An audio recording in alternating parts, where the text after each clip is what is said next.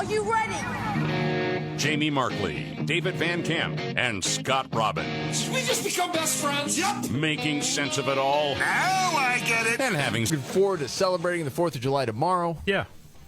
Well, what's wrong? Are you bummed because we're working today? No, not at all. I didn't know if we were working or not today until I asked you. Yeah. And you're like scheduler of events for this show, and you said, no, we're working. Yeah. I said, oh, okay. Yeah. Well, I tell you, but you don't write it down. It's okay. It's no problem. Yeah, it's right up here in my noodle. Yeah, of course it is. That's why I asked 16 times, yeah. I know you were watching a lot of the Sunday morning Talking Head shows over the weekend. I normally do, yeah. Just to sort of get a vibe on what was the reaction to some of the Supreme Court rulings later last week. Well, about typical of what you would expect. It very much was. Yeah. As an example, so they bring on Alexandria Ocasio-Cortez on CNN with Dana Bash to talk about, well, how about affirmative action in colleges and what Clarence Thomas, the justice, said about Justice Jackson and her dissent. And we'll pick it up. Here is part of what Justice Thomas wrote. He said, quote, Justice Jackson uses her broad observations about statistical relationships between race and select measures of health, wealth, and well-being to label all blacks as victims. Her desire to do so is unfathomable to me. It is an insult to individual achievement and cancerous to young minds seeking to push through barriers. Their race is not to blame for everything, good or bad, that happens in their lives. What is your response to that? By the way, and what a statement from Clarence Thomas. Again. Yeah. And I'm glad he said that. So this is poisonous to tell a young person, just because of the color of your skin, you're not going to be able to make it. Right. You're a victim, everything else. AOC, what do you say?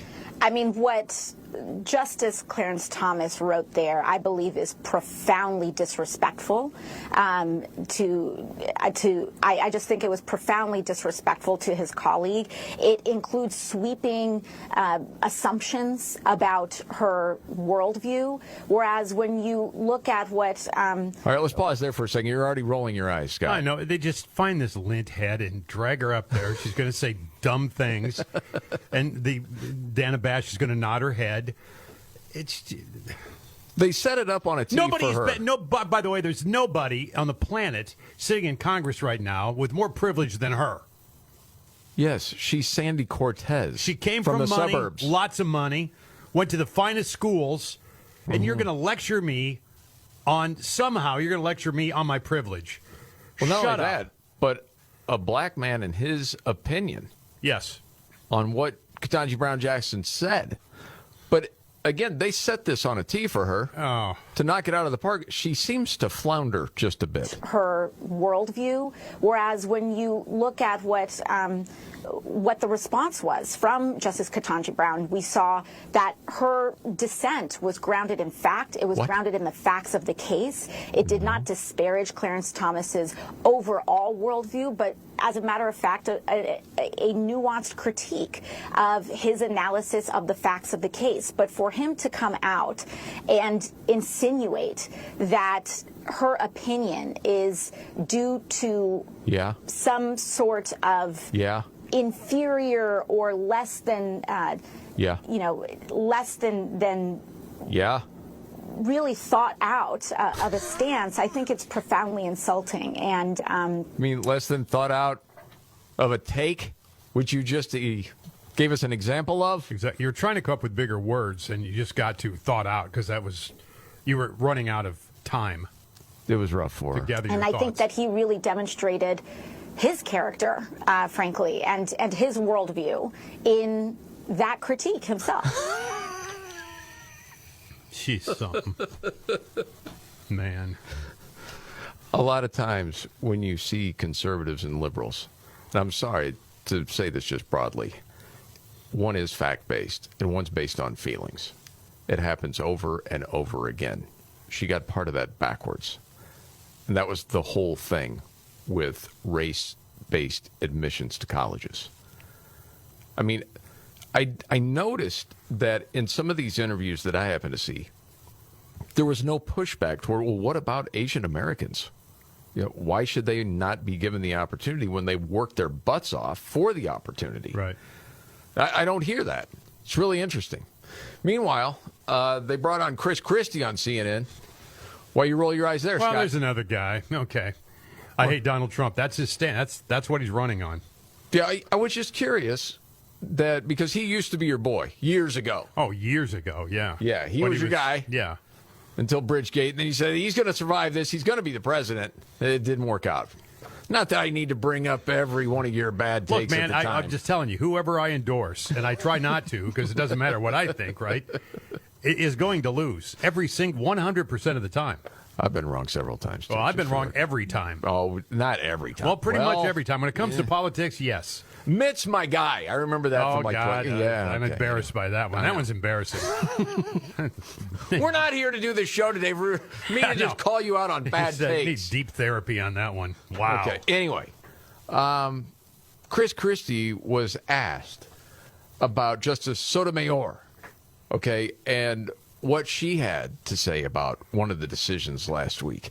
And I wanted to know if you like what Chris Christie had to say here. We'll just pick it up with Dana Bash. That you have no concern that this decision can be used in a more expansive way, because the notion of expression and creativity is very subjective. This is the one about religious freedom. And the web designer. The web designer who wasn't going to design websites for couples, same-sex couples, correct? Yes. Okay. Well, I think, and some people misunderstood it. It has nothing to do whether or not you're gay. As far as your own business, anything else, it's a wedding, a gay wedding. Yes. Was the deal. And this was Chris Christie. Look, what Sonia Sotomayor, the Justice Sotomayor, was saying in her opinion was that this decision could be used to deny people of LGBTQ background on the ability to access this business. That's simply not true. They can access this business. They just can't force the owner to do something that is against her personal religious beliefs. And so if they want to come in and they want a web design for their business, they want a web design for a charity, they want a web design for anything else that they're doing, they can certainly do that. And she knows that's true, but she's trying to inflame people with this decision. And it is a very narrow decision. And no, I'm not concerned that it wouldn't, because I'll tell you what would happen. If someone tried to do that, people in that particular state would be into court immediately if they were trying to go beyond this decision. Yes, agreed. Yeah, absolutely. Yeah. He pretty much took that apart. No, I'm telling you, the guy has his moments of brilliance. I mean, he does. Yeah, I wouldn't vote for him. I wouldn't vote for him, but I mean, but there are moments where he's very sound and thoughtful on his answers. Yes. Often. And pointing out where Sotomayor is trying to mislead people with the decision. And they're just trying to stir the pot, which they know they're doing. Very frustrating. Yeah. And one of the other decisions was the whole student loan decision. Yeah. From the Supreme Court. I noticed all the memes this weekend on social media. Mark's safe from paying someone else's student loan. Well, and what Joe Biden had to say about it right afterwards. It was so frustrating. In so many ways. We'll get to that coming up in the next 10 minutes or so. One of the things you brought up when I walked in this morning, Scott, was, hey, how about Hunter Biden?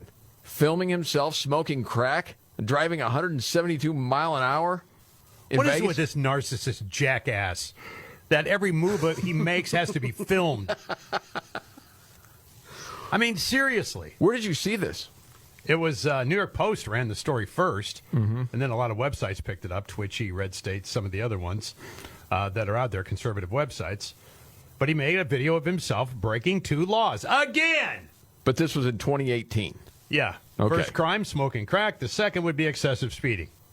And this guy's so dumb. Dumb enough to provide receipts of your crime, and, of course, you video it. Wow. Because you're the narcissist. That's the narcissist you are. Yeah, and there's more to that case with Hunter Biden that we will get to coming up a little bit. I mean, it's good to later see everything's fair and balanced in nepotism land, that's for sure. Golly. And again, and I know different people will say, hey, listen, this whole thing with the Bidens, okay, it's not about nailing Hunter Biden for anything he's done in the past. It's that it shows the family corruption scheme. Yeah. That they were using foreign governments to enrich themselves. Of course. And then that affects your decision-making, well, maybe as president. Well, you think they're giving him that money because they like him? They're giving it to curry favor. Of course and they if you don't curry favor, the money runs out. Yes. So, yeah, they're buying something in exchange for. Yes, of course. That's the way it works. You said you were in a bit of a festive mood, getting ready for the big 4th of July celebration. 4th of July celebration tomorrow, sure. I thought maybe this would give you a little laugh because you get frustrated with some of the political stories that are out there, news stories. It's true. Have you heard of this guy called There I Ruined It? That takes a song and can use AI in some sort of way? Oh, no, I haven't heard this. No. I like the title, though. There I Ruined It. Well, we can give other examples later on, but he has turned Sir Mix-a-Lot's Baby Got Back into an Elvis song. I don't know. Through AI. Through AI. Okay, all right. Are you game? You ready? Yeah, let's get to. We'll get to Biden's whole take on the student loan scheme and much more coming up right here. The Markley, Van Camp, and Robbins Show. I'm Jamie Markley. David Van Camp on vacation. There's Scott Robbins. Of course, looking forward to the 4th of July tomorrow. Going over some of the news from the weekend. Of course, reaction to the Supreme Court decisions on Thursday and Friday, one including student loan relief. Well, Supreme Court found it unconstitutional. You can't make you pay somebody else's bills. I mean, that's simplifying it, but that's basically it. Do you think it kills my chance on the initiative I wanted to start about car loan relief? I think that just kills it in its tracks already. But I think so, yes. I just want to go ahead and stop the program before it even gets going then. That was my next one. You could basically go out there and say, this is what we want to do, and we think we can do it. And then promise people this is going to happen. We're going to get people to sign up for it. And the car dealers would love me because they'd be selling a lot of cars and they'd get their money. And then, all of a sudden, when they found out, no, we can't do that, then you could say, you were about to get the money and these bad Republicans stood in your way. That's what I would do. And maybe I'll lower it a little bit in cable TV relief. There you go. Yeah. Free HBO for everybody. Here's Biden talking about it. The website had been set up. The applications had been simplified so that it took less than 5 minutes to complete. So? Notice had been sent out to people about the relief they were eligible for. 16 million people. Yeah. 16 million people had already been approved. The money was literally about to go out the door. Uh-oh. And then Republican elected officials and special interests stepped in. They said, no. Literally snatching from the hands of millions of Americans thousands of dollars in student debt relief. Snatching it away. Stealing from, yes. Inflicting pain upon you. Oh, my goodness, man. That's the thing. You tell people that are already feeling entitled, you deserve this. Yeah. No, they don't. That was about to change their lives. You know, these Republican officials just couldn't bear the thought of providing relief for working class, middle-class Americans. You love that one, don't you? Yes, it's ridiculous. It's not the graduate students. No. They're like, brunch is a little expensive right now. I'd like some student loan relief. No. No, it's always hard-working families. Yeah. What we got to have. Republican state officials sued my administration. Well, yeah. Attempting to block relief, including millions of their own constituents. Yeah. Republicans in Congress voted to overturn the plan. I think every one. I don't think I had any Republican votes for this plan. Yes. No. It's not anyone else's responsibility to pay off somebody else's loan. At the same time, think about this. We all supported the Paycheck Protection Program. Remember PPP? Which was designed to help business owners who lost money because of the pandemic. You all right, Scott? You shut him down. You did that. I'll be honest. Of course. They took the even money. when Trump was president, they said you're going to have to close your business. Yes. You have to close your business. Yes. Okay, you don't have a choice. The government came in and chained your doors shut. No one made anyone take out thousands of dollars in student loans. It's so frustrating when he goes down that road. Golly, that's a bad example, a horrible example. Yes. Well, they have no argument. So everybody took the PPE and they laughed and blew the money and did whatever they wanted. They kept their businesses open. Of course, there was a whole lot of problems with that. Oh, sure. I mean, a whole lot of people scammed the system. Of course there they was did. Little oversight. If any at all. Yeah, it was just apply for it, get the money. So... Yeah, what a jackass. Biden, at the end, all right, as he's wrapping up, and then listen, right as he wraps up, the question comes. We'll use every tool at our disposal to get you the student debt relief you need and reach your dreams. It's good for the economy. It's good for the country. It's going to be good for you.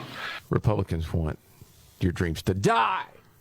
Anyway, go ahead. Thank you very, very much for listening. We're going to get this done, God willing. Thank you. Mr. President, why did you give millions of borrowers false hope? You've doubted your own authority here in the past. I didn't give any false hope. The question was whether or not I would do even more than was requested. What I did, I thought was appropriate and was able to be done and would get done. I didn't give borrowers false hope, but the Republicans snatched away the hope that they were given, and it's real hope. Thank you. Except Nancy Pelosi said he can't do that. Right. Which was part of the decision. Amongst many others who said the same thing. He knew he couldn't do it. Of course. It was a political issue from the get-go. He threw it out there. Hey, we're going to pay off your student loan. Vote for me. Okay. Yes. Well, Elizabeth Warren at the time said this will help him win in the fall. Well, yeah. Oh, goodness, man. So, yeah. That's out there. You got congressional approval. It's just a sticky wicket, isn't it? It's crazy. Golly. I don't know if you saw this that had gone viral. It was a disgruntled DoorDash driver mocking this woman for only tipping him $5. Oh, my. Because in his opinion, she lives in a pretty nice neighborhood. Hey, I just rolled the audio of this at the end of the exchange. Let's see what you think, Scott. Hi. Hello. There you go. Thank you. You're welcome. I just want to say it's a nice house for a $5 tip. You're welcome. You. Well. Bleep you, $5 tip? Still haven't found out yet exactly how much the bill was. Well, it doesn't sound like it's a whole lot. She stood there at the door and took the order. Yeah, it's not like it was like make one 18 thing trips. after another. Yeah. All right. The Markley, Van Camp, and Robbins Show. I'm Jeremy Markley. Dave Van Camp is off back on Wednesday. There's Scott Robbins. Looking forward to the 4th. We're talking about the Biden family. Seems like quite a corruption scheme. It's been going on for a whole long time. Be a fun barbecue to go to with all of them. What, just, you talking about Hunter and all around his the antics? campfires, scamming and scheming. Yeah, good times. Well, you talked earlier about him filming himself smoking crack behind the wheel of a car. Going 107 miles an hour. 172. As someone that What a has sped knucklehead. before, you know, if you're going 172 and then someone mistakes it and says 107, that's deeply offensive. I think you owe Hunter an apology. I didn't know you could even get a car that drives on the road that goes 172. Are you serious? I mean, I'm driving the wrong kind of car. What was it, a Maserati or something? Or what was it? What was he driving? Plenty of cars that can go over 170. But I don't. That's a separate conversation. I mean, I've for had another fast day. cars, but not that fast. Yeah. Well, they weren't that fast. You just thought they were. Seemed fast to me. I know they did. Okay, so that was in Vegas, and this has come out. This happened in 2018. There was another piece in the New York Post, and, I mean, it's deep in the weeds. The piece is called Blowing the Lid Off the Cover-Up of Hunter Biden's Cushy Plea Deal. And that gets into Delaware U.S. Attorney David Weiss. And because we know someone's lying, Merrick Garland or David Weiss, or both. Yeah. But the House Republicans are not going to let up on this because they know where it leads. And they have the receipts. And, I mean, this is China.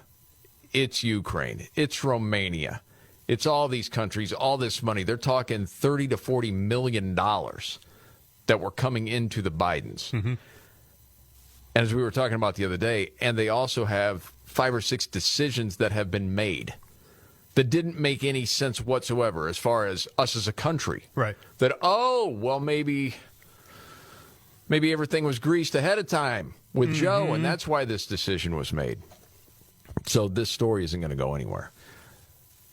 And, you know, so you're thinking about the 4th of July and, you know, all the great things about our country. You know, even if it was another Democrat elected, okay, which I don't think we could take because of the woke politics that we're looking at right now. But those people got to be out. It's a really bad situation. We're compromised if all of this is true, and I think it is. We have to have some changes in 04. This guy can't win again. But then again, we have bets on whether or not he's even going to make it to the election. Just Might be as a Gavin Newsom by then. Point of contention, he meant 2-4. Not 04. Oh, did I say 04? You said 04, and that's all right. I don't mean to correct you. I just Oh, wanted no. I'm glad you did. somebody to go, wait a minute. Oh, no. 04. Holy smokes, man. Jeez. That'd be John Kerry. Can you imagine if he's president in 24? Oh, my goodness. That guy. Whew. You talk about a pariah. Oh, my gosh. Yeah, what another fraud, dude. Oh, golly. And there was another story over the weekend that talked about, we're not going to keep track of private planes and miles and all the effects of the environment. But these people need to go to all these things around the world to save the planet when we're talking about green energy. Right. Just a load of nonsense. Well, hang on. Before we leave John Kerry, I just want to say, hey, John, why the long face? You have to. Okay, now we can move on. That's a rule. I think you get fined if you don't say every it. single time. Absolutely. Speaking of 24, the campaign, Trump was in South Carolina. I don't know if you happen to see any of that. My gosh. What? This could really be the soundbite of the weekend, though. Which part? Lindsey Graham. Lindsey Graham, he grew up like 15 miles from where this was happening. Yeah. Hometown boy. Yeah. You'd think that the adoration would be loud. Something was loud. Yeah. Oh, man. With Lindsey Graham. Yep. As they brought him up to speak at this rally. Yeah, this is bad. It did not go well for him at all. And I was surprised because it didn't let up. No, it didn't. It kept going. We can't roll the whole thing, but to give you an idea, this is what it sounds like. Ladies and gentlemen, please welcome United States Senator Lindsey Graham.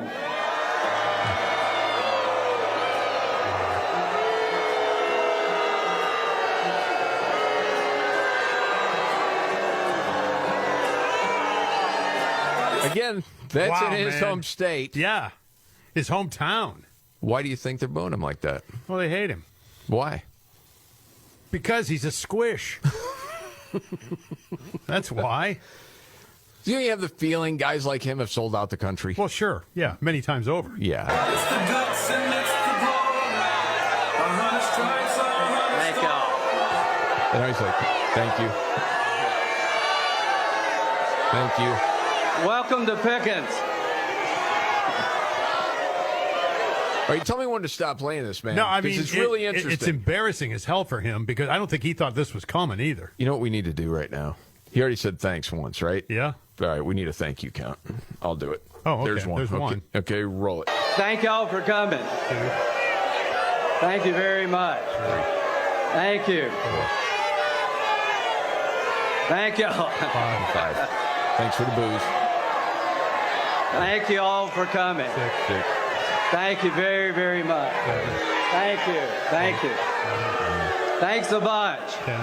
Wow. Well, you want to find something in common? What? What do you do at that They point? hate you. They hate you. Drop off the tour immediately. That's what different people that were there said. Listen, we're all about Trump, okay? Don, you got to get Lindsey off the campaign trail. Yeah, you don't want him out there. No, you really don't. All right. Thank y'all. That's 11. Thank you all very much. 12. Welcome to Pickens County. You said that.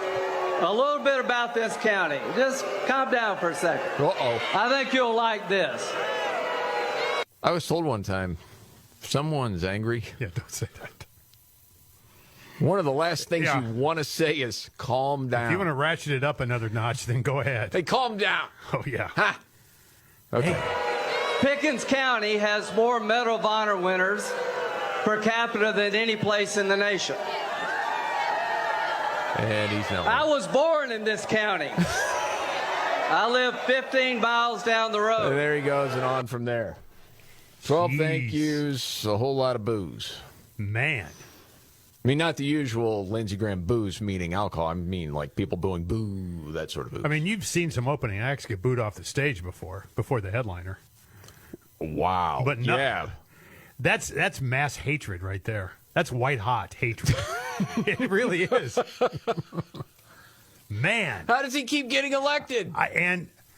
I'll give this. What are you going to do, though? You got to stand there and take the beating, don't you? You do. I mean, you can't just run off the stage. I think so. Yeah. But, man, I would have just gotten to Trump almost immediately. Like, yeah, I understand. Listen, I don't want you to wait any longer. Let's bring him up here. The next president of the United States of America, Donald J. Trump. Boom, let it go. Right. I want to tell you the reason I'm here today. Yeah, don't start with I'm from Pickens and 15 miles down the road, and I'm just one of the good old boys and that kind of nonsense. They hate you. Yeah, can you imagine all the people that are booing, boo, all this, I'm from here, just down the road, all of a sudden, oh, you are? Okay. Yay, I forgot about that. Yeah. No, it's not going to work at that time. Golly. Not at all. No. All right, that time of the show. Got to switch gears. Yeah.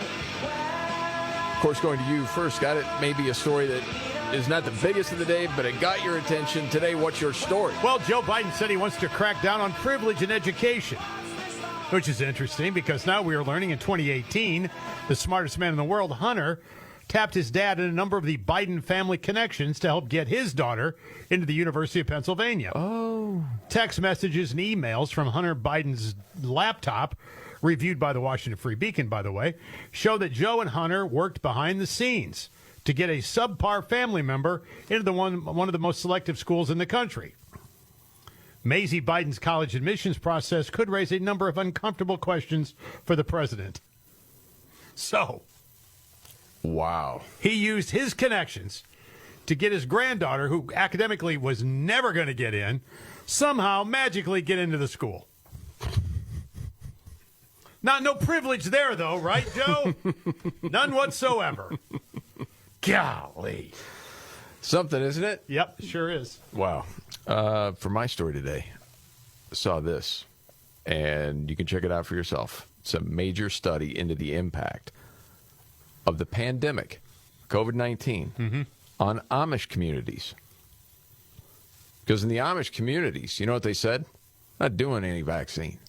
We're not doing any shutdown. We're not doing that. Right. So what did they find? That COVID death rates among the traditionalist groups of citizens are 90 times lower than the rest of America. Isn't that something? I read that, too. Wow. It is, man. Now, it's like jaw-dropping. I would love to see how that compares to other communicable diseases, whether there's always just a low level of influenza or whooping cough or anything within that community, whether it's just this specifically. In the story, it talks about the main difference is that Amish communities completely ignored the guidelines from the CDC. Well, yes. They didn't get vaccinated or wear masks. They did not engage in lockdown, social distancing, or any type of restrictions. But they didn't avoid catching COVID either. Roughly 90% of the Amish have been infected with COVID. All right, that's what I was wondering. They know. All right. Okay. So, study was conducted by the Vaccine Safety Research Foundation and specifically focused on Amish people in Lancaster, Pennsylvania. That's the world's single largest community of Amish people, like 45,000. That is astonishing. And so Steve Kirsch, the founder of this group, the Vaccine Safety Research Foundation, explained why they died at a much lower rate than the rest of the country. First described talking with the family of the lone Amish man in Lancaster County who allegedly died from COVID. They found out they actually didn't know if he passed from the virus because the claim was made by the hospital where the man died. Said maybe he died from the COVID hospital protocols. Yeah. He said he heard that 5 Amish people had died from COVID, but he was unable to find any information on them and couldn't confirm their identities or the deaths. Said he did the calculation based on the assumption that he was able to confirm the identity of 5. Again, the Amish died at 90 times lower rate from COVID than the rest of America. That is crazy. You know, you wonder if they, just because they shy away from that sort of thing anyway, whether they just have better immune systems because of it. Yeah, you just build it up over time. It's just built up naturally over time, yeah. Yeah. Or a healthier lifestyle to begin with. I mean, no smoking, drinking, or anything like that. So. Yeah. And I mean, I wouldn't say that you never see someone that's Amish that is somewhat overweight, but you're working. All the time. I mean, that's not one of those things where you just get to sit around all day. And you are active. There's no doubt about that. The influences from the outside world tend not to penetrate your community. I mean, I don't know. There's probably all kinds of psychological factors that go into it, too. But that is a remarkable study. Yeah. And I don't think you're going to see that in too many places. No. It's very interesting. Okay. Much more to get to. Oh, it looks like the United States and China are going to start talking again. Do you know who we sent to go talk with China? No. You're going to love the answer. That and much more coming up right here. The Markley, Van Camp, and Robbins Show. Jamie Markley. David Van Camp is off. There's Scott Robbins. All right. Festive mood. 4th of July tomorrow. A lot of pride in the country. You got your red, white, and blue shirt on today, too, by the way. Yeah. Wow, that's nice. Thanks. Appreciate that. Very patriotic. I mean, I could overdo it, as my kids would say. I could put my hat on, too. You got the Toby Keith boot in your ass shirt on, or hat. I think that's misleading. It's not a cowboy hat. It's a nice hat, though. I like it. It's a USA Ryder Cup hat. The whole thing works for you, though. Thank you. You're mocking. No, I know. It's very nice. It's a good look for you. It is. Up yours. The red on the color of your skin. Nice. Okay. You done now? Yeah. How about the socks? Are they red, white, and blue, too? They're white. Okay. Shoes are white. Okay, maybe it's that part of my OCD. It has to be a little matchy, all right? Well, okay, leave me alone. As long as the next day's red. Okay. All right. Well, we've got a rivalry with China. I mean, that's to put it mildly. I've heard about that. Yeah. Well, we're going to start talking again. You know who we're sending over? Who's going to get there Thursday? Oh, no. Who do you think it is? Somebody embarrassing.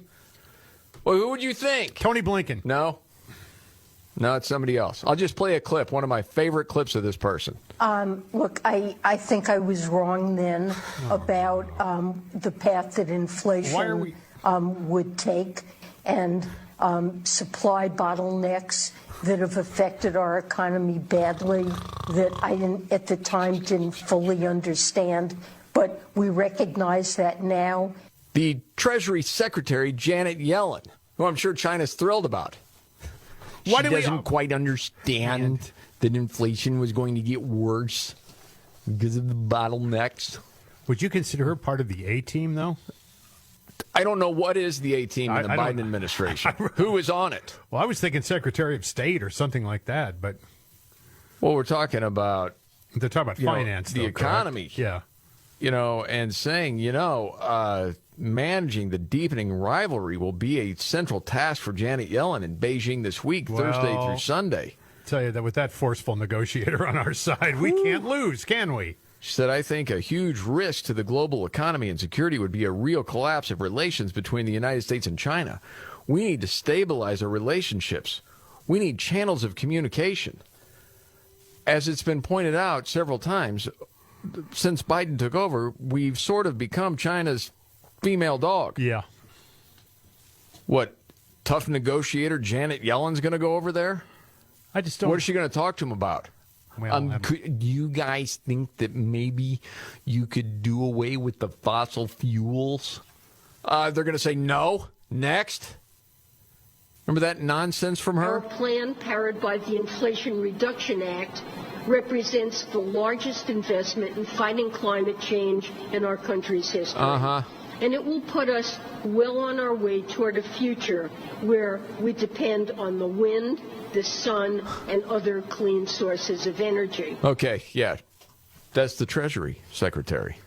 Okay? You ever just get the feeling like we're just so screwed?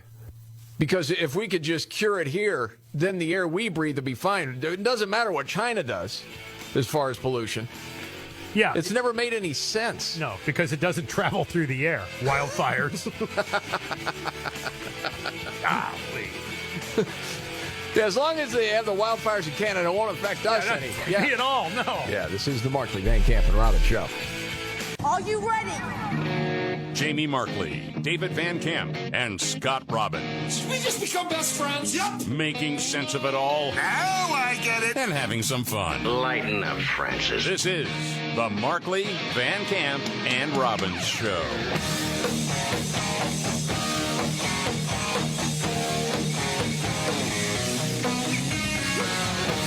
The Markley, Van Camp, and Robbins Show. Jamie Markley, David Van Camp on vacation. There's Scott Robbins. Okay, just going to get to a stat about the 4th of July. Yeah. What did you just get ticked off about, Gavin Newsom? Such an idiot. Governor of California? Guy. Yeah, so the governor, Gavin Newsom, sticks it to the right. How? By freely purchasing banned books at a store. What? Florida banned some books for school children. K through what, 3? 3rd grade, was it? They're not banned. They're just not going to have them at this school. Well, go buy Lawn Boy, you jerk. So what? Proving what? That's not how any of this works. It never doesn't work that way. But he will have media along to Of follow course. him and say, see, he's fighting against this. Ron DeSantis said, look, these books not appropriate for children K through 3. I think it was K through 3, third grade, right? At first, yes. I think, yeah. And, of course, the big book banning. Blah, blah, blah. So what's Newsom do? Stunt boy goes in and buys all the books that are banned.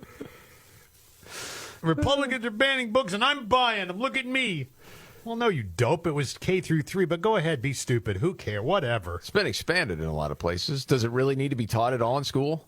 And when you look at the polling, people are like, no. No, of course not. But the outrage continues. This guy, people with no substance pull crap like this. Absolutely. It's all just a show. It's a game. Well, when you look at the polling on affirmative action and the Supreme Court decision, Americans back that. The majority. Like, no. You shouldn't be basing college admissions on color of skin. I mean, right. It's America. Got to earn your way. And if everybody wants equality, then we get equality. That's... Do you know what NPR had to say about this? No, but it's a bad take, I'm sure, but go ahead. Whites fooled Asians into believing affirmative action hurt them. They didn't fool anybody. It did. What's wrong? Again, what's wrong with you? I saw that piece at Hot Air from David Strom. I was just laughing. How were they fooling them? Well, stats are stats. I understand, but that's what NPR is saying. That they've been fooled into believing, white men, that affirmative action disadvantaged Asians. Well, when you look at the stats of Harvard, in that case, yes, it wasn't fair. It's unbelievable. Because you would look at the test scores, and you would look at grade point average, and everything else that goes into a decision, whether or not someone would be admitted to a school. And it was like, 25% of Asian Americans that qualified to go couldn't go because there were too many of them already there. Yeah. Which is why the lawsuit. Yeah. Okay. But that's part of what NPR is saying. That, whites kind of got Asian Americans to play along with this and made them believe that affirmative action hurt them. Well, it did. Those are the stats. I mean, it's just the facts. No, I mean, it's statistically fact. Yes. And then when you get into what you were just talking about with the books, and the banning of books, and most people are fine with trans ideology being taught in school. Well, that's nonsense. But it's progressive bigotry, and it's at an all-time high right now. This is a funny story, man. So you've noticed over the last, not just weeks, it's going on months now, you've had Muslim parents out, and they're protesting school boards saying, we want this garbage out of the public school. We don't want this taught. It goes against our religion.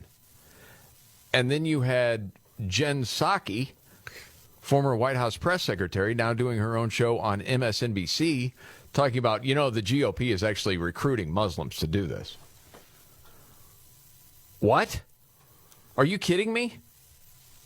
No, parents care about what's taught to their kids. They see what's happening. It used to be people didn't know. Mm-hmm. But then after COVID, parents started paying more attention because actually school was happening in their homes, online, on kids' laptops. Like, that's being taught? Are you kidding me? And that's why we are where we are. But listen to Jen Psaki talk about that. This time with Muslim Americans and trans people.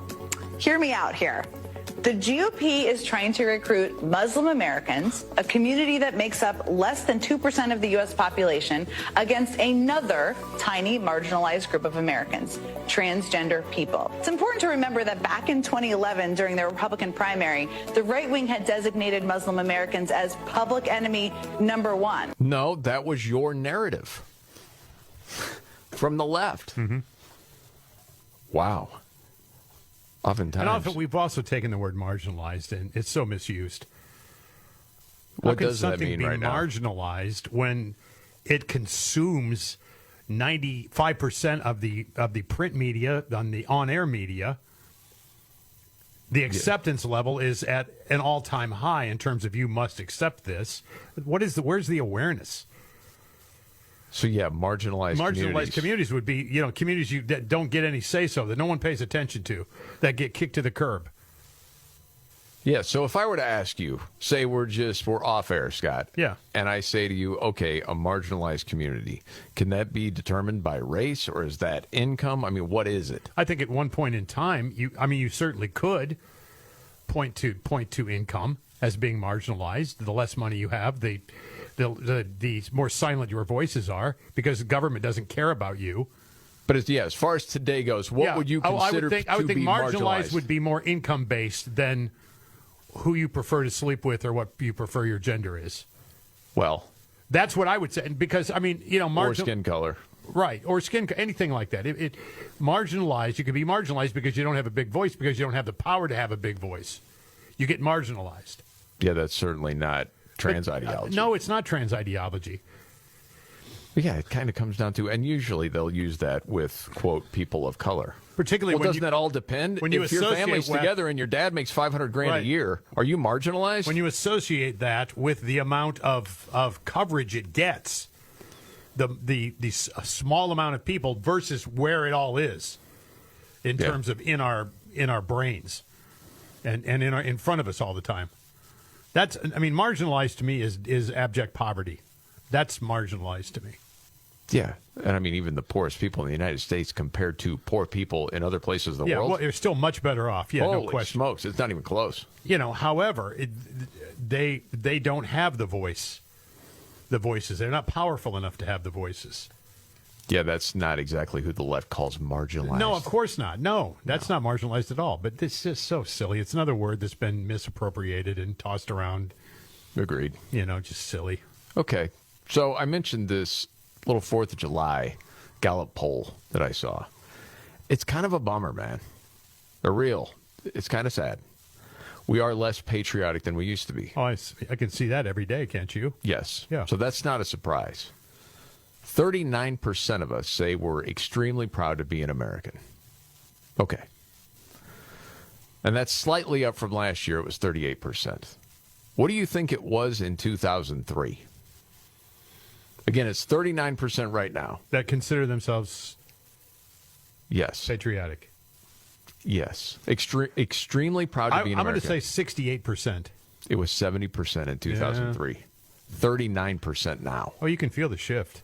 You can feel it. Yes.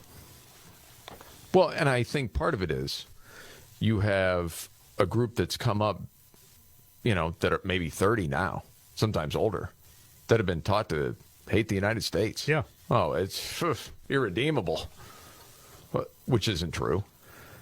And then we've lost so much faith in so many different departments of the government that it's getting harder and harder to say, yes, I can say it, but I know exactly what I'm thinking about. And I'm thinking about all the men and women that died for your freedom for so many things, and you try not to take that for granted because it's not that way everywhere.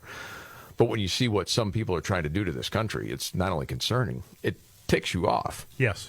Because this isn't what people died for. No. By the way, I don't know if you saw this making the rounds. Speaking about men and women that have served the country.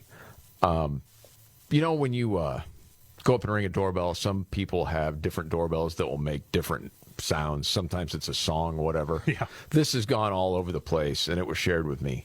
It's a Marine vet who's working for a utility company, and he goes to ring the doorbell, and when he does, it's the national anthem playing. Oh. And so he salutes. Wow. Just, yeah. Immediately. Yeah. And then he has the conversation with the lady that comes to the door. This is right when he rings the doorbell. And he kind of looks at me and salutes. But again, that's the doorbell. And then that's it. And then she's coming to the door. And then they have the conversation about why he's there. You stop. Talking to the dog. I'll ever salute for a doorbell. Oh, yeah. My kids love it. It's a special doorbell for the holiday. Fantastic. I was just doing the front yard locate. Yep. Perfect. Hey, thank on you. with their business. Okay, I want one of those. I admit it. Yeah. It would probably drive you crazy, Scott, but I want one. Oh, I want one too, but... Change it for different days? Yeah, different days, different occasions, sure. Yeah, different songs? Yeah. You know? Yeah. It's somebody maybe coming over to your house. You're not looking forward to it. It's like Hell's Bells. It's AC/DC. It just depends on who it is. You got different doorbell sounds for different people. Hell's Bells. Something like that. Yeah, their thumbprint activates whatever song you associate with them, right? Yeah, Yes. There you go. Oh, another story you got to get to. The shoplifting epidemic taking over America. It's all over the place. Straight ahead right here. The Markley, Van Camp, and Robbins Show. I'm Jamie Markley. David Van Camp is out. Back on Wednesday. There's Scott Robbins. The Biden family corruption scandal is not going anywhere. Looking forward to updates later in the week on You know, that. I want to believe what you just said to be true, but it just doesn't seem like it goes anywhere. We're further along than 2 months ago. A lot of people know a whole lot more now than they did 2 months ago. I really appreciate your glass half full approach, too. I do. Gives me hope. Okay. Okay. I mean, that's a fact. Yeah, because I've kind of adopted the Van Camp way of looking at this. Like, nothing's going to happen. These people are bulletproof. You got to try. Happen. I agree. If there's a stomach for it, yeah. Yeah, absolutely. Yeah, so. Well, it's weird because CBS News started paying attention to it. Not the other legacy media outlets. It's like it doesn't exist. But CBS has. That's at least one. Something, yeah. Yeah. This story, it's been around now for 3 years, and it doesn't seem to be getting any better. The New York Post had another version of this. The shoplifting epidemic taking over America with a $100 billion annual price tag. That's crazy money. And as it says, the stories are everywhere. Walmart store closures in Portland and Chicago. An epidemic of drugstore thefts in New York. In Baltimore, a landmark grocery store shuts its doors after nearly 25 years. In a community desperate for fresh food. In San Francisco, reports of big box chains abandoning its downtown have become near daily occurrences. Why? Well, it's rampant, often organized, and seemingly consequenceless shoplifting. Right. There's no downside. You get caught, so what? Yeah, you're right back out. Yeah. Well, in San Francisco, it's not even against the law. No. Well, it's against the law, but what's going to happen if it's under $900 or whatever? Right. And the U.S. is in an epidemic that cost retailers nearly $100 billion in 2021, and it seems to be getting worse. Wow. So it goes through, all these different stats. And again, you have all of these liberal-run cities that don't want to crack down on crime, and then you have stores saying, we can't keep it open anymore, and then the left wants to demonize the stores. Right. How does that make any sense? Well, the sense it makes is you won't have any stores left. No, and that's why everybody people will wonder what the hell happened. A lot of people just then buy online. But it does say in the story, too, following the 2020 push to defund the police and the subsequent loss of officers, professional shoplifters now operate in public and with clear impunity. And I remember that. It was Black Lives Matter Chicago, where all the looting had happened. Mm-hmm. And the spokesperson gets up and says this. I don't care if somebody decides to loot a Gucci or a Macy's or a Nike, because that makes sure that that person eats. That makes sure that that person has clothes. Black Lives Matter Chicago rallied in support of people who looted and are locked up at the police station at 18th and State. That is reparations. Anything they want to take it, because these businesses have insurance. Oh, God. And that seems to be the whole thought. That's crazy. And the story, it says, every day videos emerge of robbers filling duffel bags as store employees watch helplessly out of fear of violence or legal retribution. Yeah. Because if they do anything, there's a good chance they're going to get fired from the company that they're working for. Wow. It also says in the story, politicians such as Alexandria Ocasio-Cortez have defended shoplifters as victims of an oppressive economic system. Can you imagine that? Shoplifters are being defended by congresspeople. You're like in an upside down world. It's like, I don't know what else to say about that. How do you defend that? They're stealing.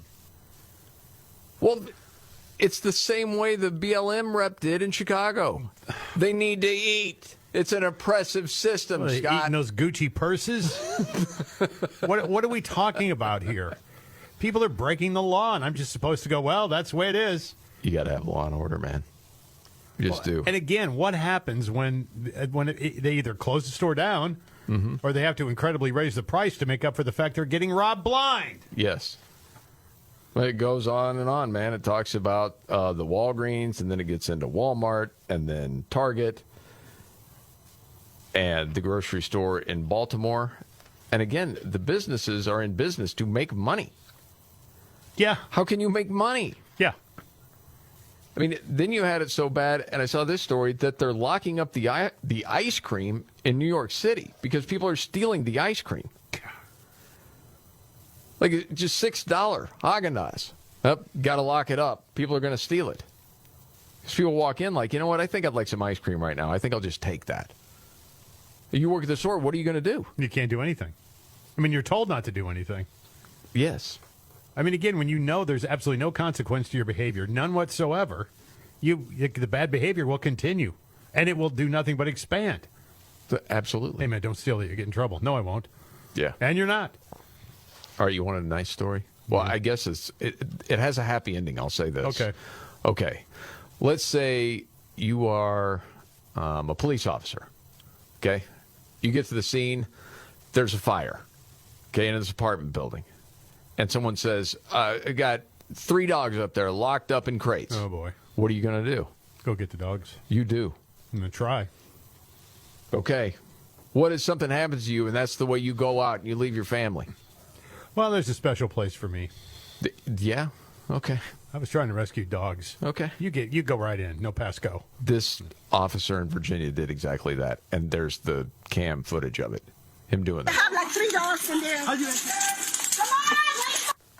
Wow. I have like 3 dogs in there. Come on, wait, fire, come out. Fairfax County Police! Come on, puppies. Fairfax County Police! Come on. And got him out. Got him out, and everybody's okay. Yes. All right. Great story. This is the Markley, Van Camp, and Robbins Show. All right, Scott, biggest story of the day? I guess it's still the Supreme Court decisions are still reverberating around. And the fallout from it. Yeah, oh yeah, the fallout from it. Yeah, AOC on tap next, right here. Taz is one of those. She was on CNN talking in general about the Supreme Court. Checks and balances, and what are we going to do? I think we need to expand the court. We've heard this before. Congresswoman, you've called on President Biden to expand the Supreme Court to 13 justices. But even after Roe was overruled last year and this past week, what we saw with affirmative action and other cases, I want you to listen to what President Biden said. He said this on Thursday on MSNBC. Let's see what you think of this, man. I think if we start the process of trying to expand the court, we're going to politicize it maybe forever in a way that is not healthy. That you can't get back. That you can't get back. Mm-hmm. I'd like you to respond to that. And also, you mentioned a moment ago judicial review. Are you also saying that the justices' power should somehow be limited? I truly do, and this is not a new development in history. This is part of our system of checks and balances. The courts, if they were to proceed Okay, why are you rolling your eyes already? Well, because, I mean, essentially what she's saying is we need to put a bunch of more people in this court so it'll tip the odds on our favor. But it's not political.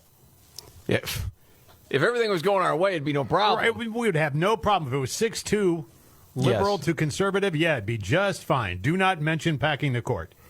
But now we got a problem. What a lint head. proceed without any check on their power, without any balance on their power, then we will start to see an undemocratic and frankly dangerous authoritarian expansion of power in the Supreme Court, which is what we are seeing now, from the overturning of abortion rights to the ruling that discrimination and frankly stripping the full personhood and dignity. Turning abortion rights goes to the states. It's the same talking points over and over and over. Of course it is. Frankly, stripping the full personhood and dignity of LGBTQ people in the United States. Who did that? Who did that? Give me the freaking receipts on that one.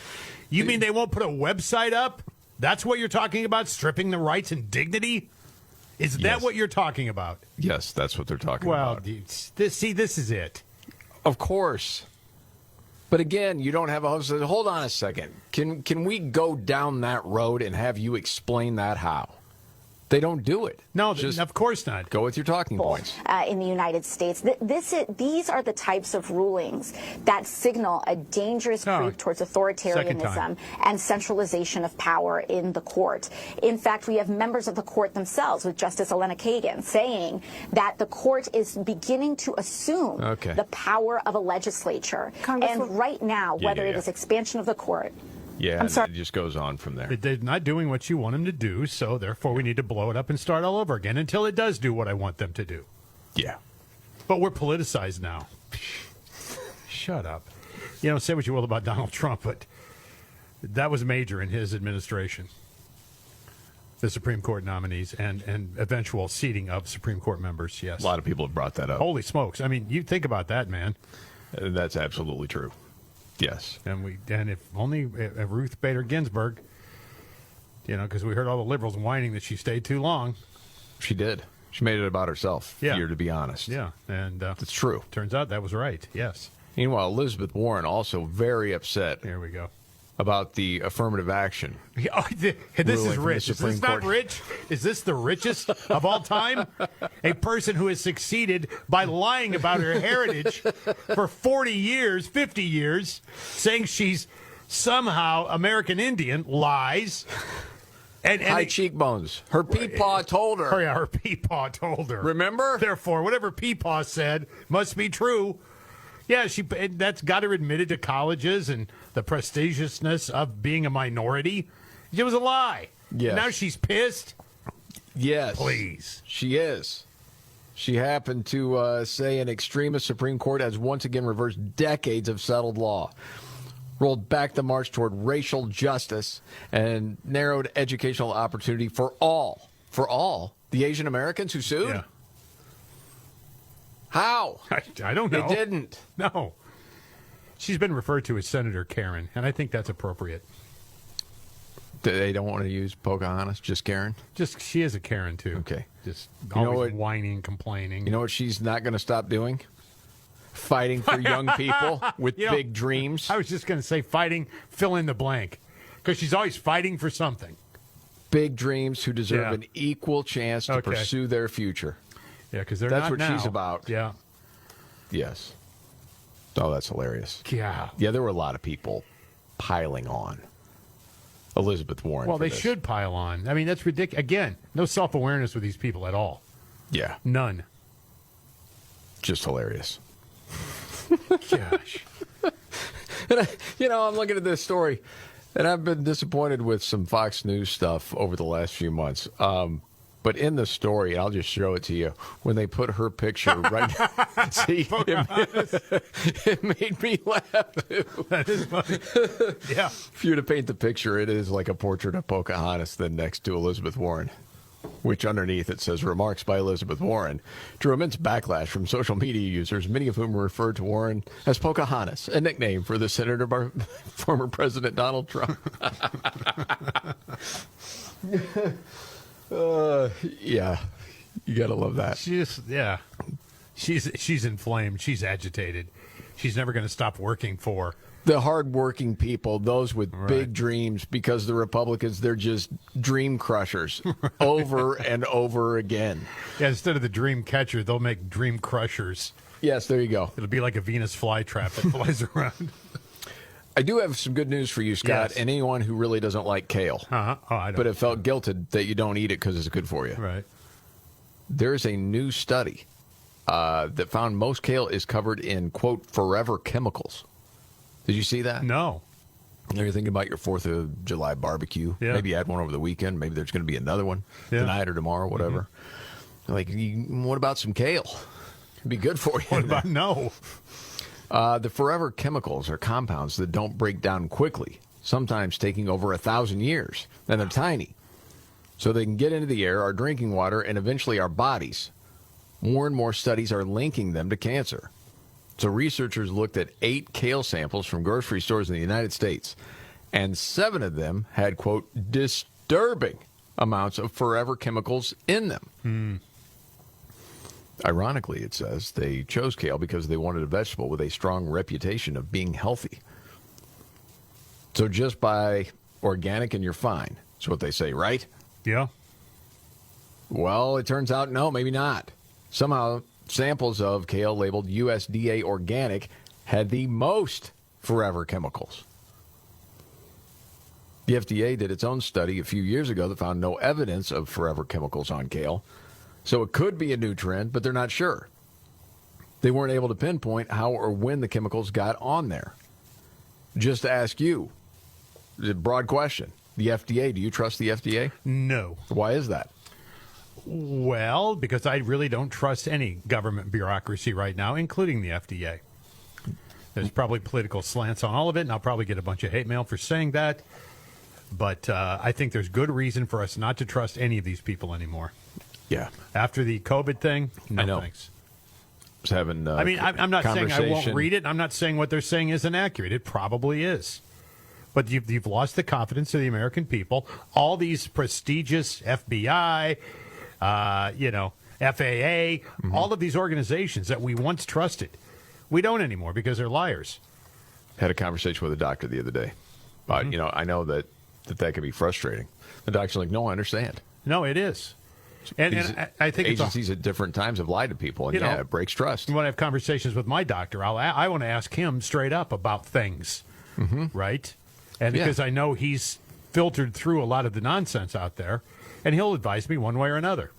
Yes. On that. And sometimes, I don't think he's varied too much from the guidelines that were set up, but I want to hear it from him.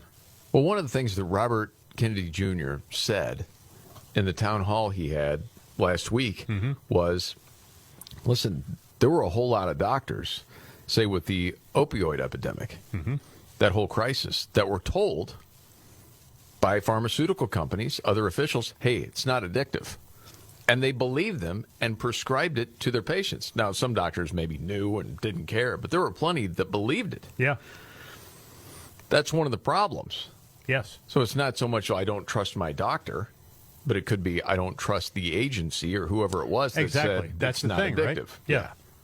And that's just it. I did happen to see this. Everybody can forget things at times. Some are more forgetful than others. But they wanted to do a little survey and find out what are the most annoying things we always forget. Now, if David were here today, and if you're familiar with the show, we'd probably do a game out of this. We don't have to do a game. I can just roll off the list, or we can play this, Scott, and I'll give you a win for it if you can get 3 out of the top 10 in 4 guesses. Now, what's the question again? Phrase it to me again. What's the most annoying thing we always forget? Oh, okay. And it's your choice. Do you feel good about your chances? Yeah, I do. I do feel good. Getting 3 out of 4. You said 3 out of 10. I said you have 4 guesses. You got to get 3 out of the top 10 out of those 4 guesses. Okay. I just want to make sure I got it right. All right. Do you think you can? I think I can. Look at my phone. Please tell me that's on the list, please. Oh, man. Please. It is. Thank goodness. Yeah, that's number 7. Wow, that's number where 7. you left your phone. Good job. Got to get 2 out of the next 3, and you win this. Forget that's annoying. Car keys. Where you left your keys. Gosh dang it. Where are my keys? That's number 10. Wow. Not scoring high, but still. I'm staying in the game. Remote. My TV remote. Where is the remote? Yeah. Uh-oh. Dang. I always do that. This is do or die. I know. You got to get this or you lose in this simulated game. Things I forget that are annoying. Okay, I'm going to say this, but it's probably not on there, but turn out the lights. To turn out the lights when you leave, you forget. And it's annoying because you come home and like, damn. Oh, you know what? No. Yeah. Wrong! No. Gosh. No, you lose. Even though I'm not playing anyone. Golly. That was a layup. I just missed a layup. I was looking to build confidence here. I know. With you. I can't believe that. No keys, huh? This is what people said. Okay. Number 1 was when you walk into a room and you can't remember why. Yeah, I've done that. That scares me more than anything. Yeah. When you forget somebody's name. Oh, yeah, I've done that a lot. Yes, Yeah. that's a big one. Yeah. Phone numbers. Yeah, but not as much, but people still say it. You know, the thing is, dude, and I don't know about you, but I don't know a lot of phone numbers because they're in my phone under their name. You don't put their name with the number. Well, if you call me, your number comes up with your name on it. Yes, but if I called you, it comes up, I suppose. I didn't even look. But yes, but a lot of times I'll give you somebody's number, and you'll call it one time, but you don't put their name in, and then you're like, hey, what's their number? I gave it to you. I know, I forget. Yeah. Okay. Passwords. People forget passwords. Oh, my. I could spend all day on that one. Yeah. If you're going to the grocery store and it was the one thing you needed and you can't remember what it was. And you get home and you remember it. Yes. It happens all the time. Yeah. The date or what day of the week it is. No, I have no problem with that one. Okay, that was the top 6. You named 7 and 10. The other 2 were people's birthdays. Yep. And forgetting to return someone's call. Annoying things that you forget. I don't forget, I just don't. Yeah, I know what the case is with you. Right. I know exactly what that is. Yes. All right. We got to get to news update and the latest on RFK Jr. Interesting poll straight ahead. The Markley, Van Camp, and Robbins Show. I'm Jamie Markley. David Van Camp on vacation. There's Scott Robbins. Okay. It's America. Think about a presidential election and a primary. You should see a debate, right? Well, sure. Yeah, absolutely. Not if you're the DNC. No, you don't want Joe Biden and Robert Kennedy Jr. having a debate. You don't want that. That's why they're not doing it. People are upset about it. I didn't know this was official. So there's not going to be any debates? No. None? No. Holy cow, man. Would you think they were just saying that? No, I didn't know it was official. I thought it was like they were talking about him not debating, but I didn't know it was actually going to happen. I'll put it to you this way. As far as I can tell, they are not going to do it. Holy smokes, man. And there was a whole piece in the New York Post talking about censoring. Robert Kennedy Jr. is only making his voice louder because he's been booted from YouTube for a bunch of different things. Well, you know, it's misinformation when it comes to COVID, vaccines, all this stuff. Of course. But it's always different when there's an actual interview and then they ask him questions and he's trying to explain his position. Yes. There's one little piece of information that I find just interesting. And I know it's polls and, okay, what does that mean about anything? But it's just favorability. Okay, overall, he has a better favorability number than Trump or Biden. Are you surprised by that? No. As being labeled the kook, anti-vax guy? Yeah, but the thing is, he was labeled a kook, but as it turns out, he was right. I mean, not about everything, but on a lot of things. Different things. Yeah, there's no doubt about it. I mean, he was a voice in the wilderness for the longest time. Oh, yeah. And then I look at this. And you tell me if this is nothing or is this interesting and possibly something. So in the poll, they break it down by males and females and then by race. Okay, so, for example, RFK with white people. 10% very favorable, 37% somewhat favorable, 49%. With blacks, 24% very favorable. The overall number is 62%. Really? Much more so than whites. Yeah, I think that's somewhat interesting. Because any candidate is always looking for different lanes where you can make inroads. And I wonder if there's something there. Well, I mean, the Kennedys are also known for their civil rights stances. So that might have something to do with it, too. I don't know. Yeah, no doubt about it. Well, and, you know, he has been more in the news. Joe Rogan was trying to get that debate between the TV doctor, Peter Hotez, and Robert Kennedy Jr. Not going to happen. Yeah, of course not. But his name is definitely out there. This is the Markley, Van Camp, and Robbins Show.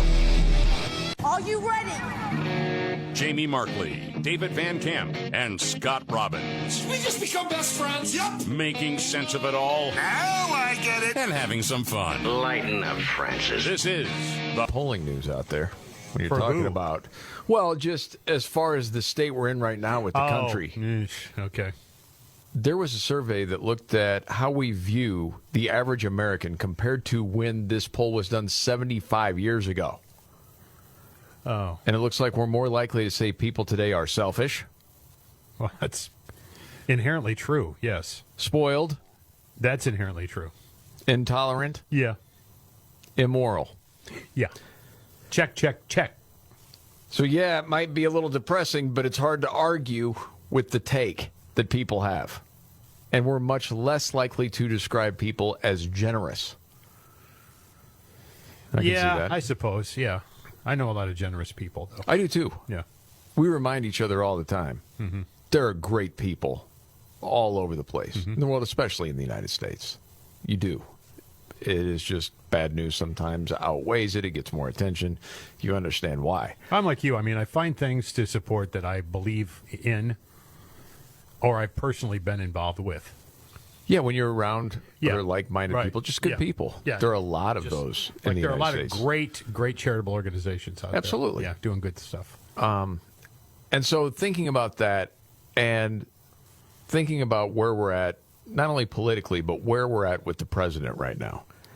Because it certainly looks like we're talking about a family corruption scheme that goes back years, if not decades.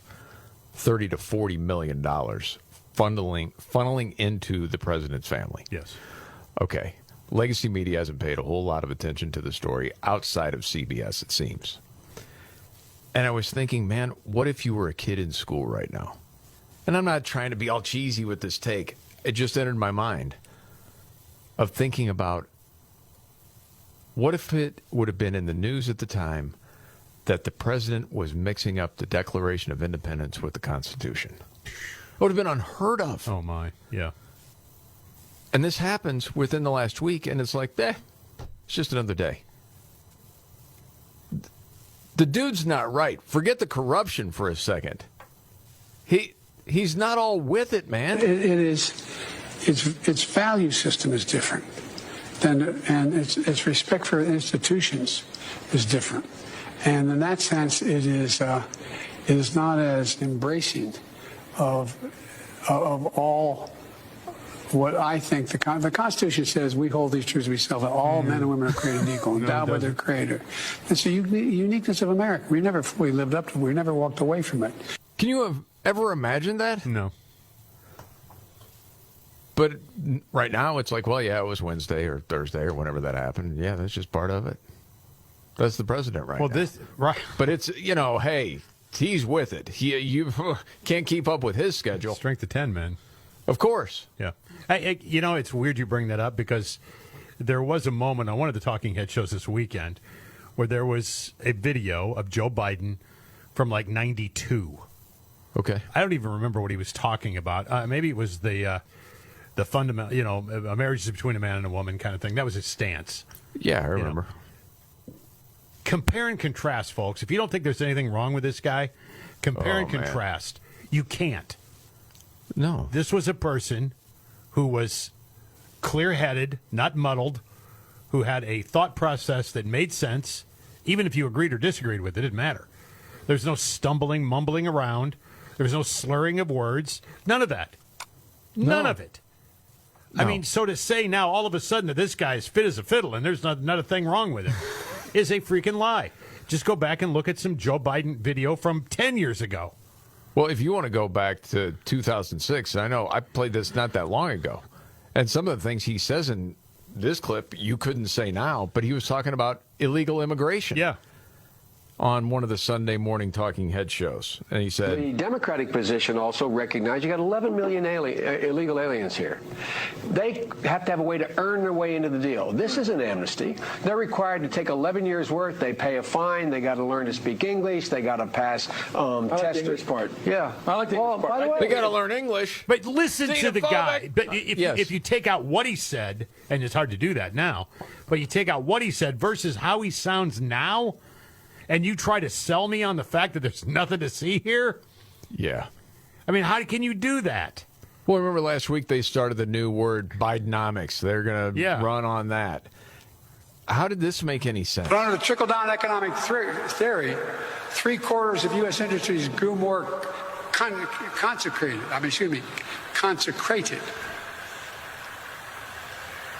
What? I'm thinking I didn't go to Mass. That's a problem, man. Hey, but to sit here and go, what? What? There's nothing wrong. Yeah. I mean, if we just have a conversation, a sit-down conversation, we say, look, this is a diminished shell of what he once was. And that's okay. He's 80 years old. I think maybe they're getting to that point, and that's why we're seeing so much Gavin Newsom. I mean, again, if the bar is where most 80-year-olds are versus where he is, okay, he's sitting in the middle somewhere, right? I don't know, man. Well, I mean, again, I don't either, but I'm just saying that to pretend otherwise is simply not true. I agree. I mean, you just go back and listen. Yeah. Well, the other thing, then the other day after the Supreme Court ruled on, no, you can't just say, yeah, we're going to pay off everybody's student loan. Nancy Pelosi said that 2 years ago. Yeah. Oh, yeah, very clearly, by the way. But now it's like, oh, we have all this money we're going to give these people. It's just desperate need of it, and evil Republicans stand in the way. And then Republican elected officials and special interests stepped in. They said, no. Literally snatching from the hands of millions of Americans thousands of dollars in student debt relief that was about to change their lives. You know, these Republican officials just couldn't bear the thought of providing relief for working class, middle class Americans. You have no shame when you get up there and say crap like that. None. And you knew it was never going to go through. No. And then he was asked the question. Yeah. After the speech was over. We're going to get this done, God willing. Thank you. Mr. President, why did you give millions of borrowers false hope? You've doubted your own authority here in the past. I didn't give any false hope. The question was whether or not I would do even more than was requested. What I did, I thought was appropriate and was able to be done and would get done. I didn't give borrowers false hope, but the Republicans snatched away the hope that they were given, and it's real hope. Thank you. Mr. President, will you... Okay. I'll give him this. That was the clearest he spoke. The whole thing. Yeah. When somebody ticked him off. Flash You're of asking anger me there. a real question there? Yeah. Did you hear how the rest of that trailed out, by the way? No. because he's trying to walk away. Right, and you think he's yeah. going to walk away. Is he going to answer the next question or not? Did you overstep your authority? Did you overstep your authority? I think the court misinterpreted the Constitution. Mr. President, do you admit failure in Afghanistan? Afghanistan. Mistakes. There was a report on Afghanistan. Okay, so just to paint the picture, he turns around and he looks, and you know the handlers are like, "Get out of there! Oh, yeah. Leave! You need to go!" Yeah. But he's not done. He wants to go and answer that question. Failure, mistakes. Do you admit there was mistakes during the withdrawal? Mistakes? Before? The withdrawal? All the evidence is coming back there. Remember what I said about Afghanistan? I said Al-Qaeda would not be there. I said it wouldn't be there. I said we'd get help from the Taliban. What's happening now? What's going on? Read your press. I was right. Thanks. Read your press? Do you understand how this works? No. Well, actually, that's the frightening thing. Maybe he does. Hey, we give you the press. We give you the stories that you're supposed to go report on. You're not actually supposed to report on them. You just are sort of the mouthpiece for us. Yeah, you can't see it, but off to the side is one of his handlers holding an ice cream cone like, come on, come on, come on, come on. But that was really telling to me. Oh, gosh. Well, it's, again, what are we talking about? I mean, I realize we disagree on a lot of things. Oh, yeah, it's not Al-Qaeda. It's the Taliban. Taliban. Forget about the women over there that we pretended like we cared about. Yeah, we don't care. Or the Americans that we left behind. Disaster. Or the people that partnered with us. Yeah, forget all those people. Yeah. Yeah, you know the thing. Yeah. Okay. Guess the Indiana Jones movie is not doing so well. I've heard very mixed reviews on it. Have you? Yeah. Did you have any desire to see it? No. I was never a fan of the thing. I mean, they're entertaining and all. I mean, I've seen a couple of them, but eh. Okay. $60 million opening weekend.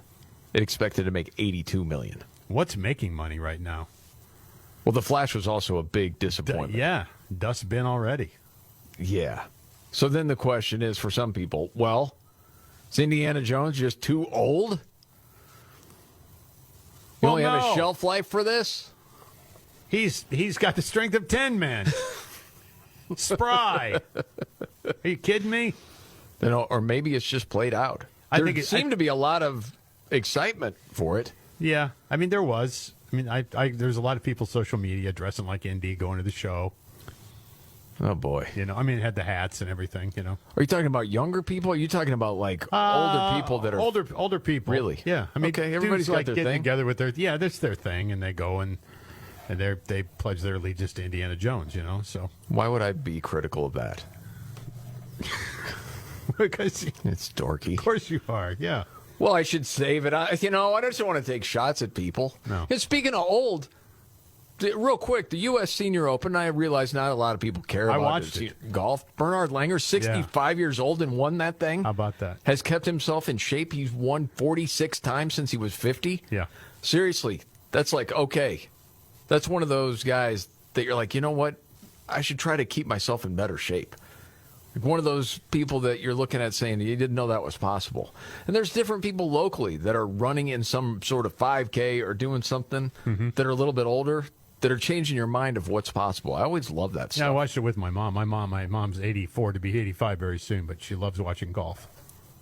She never played. You didn't play. No. That's inexplicable. My dad never Why? played. I don't know. She likes watching it on TV.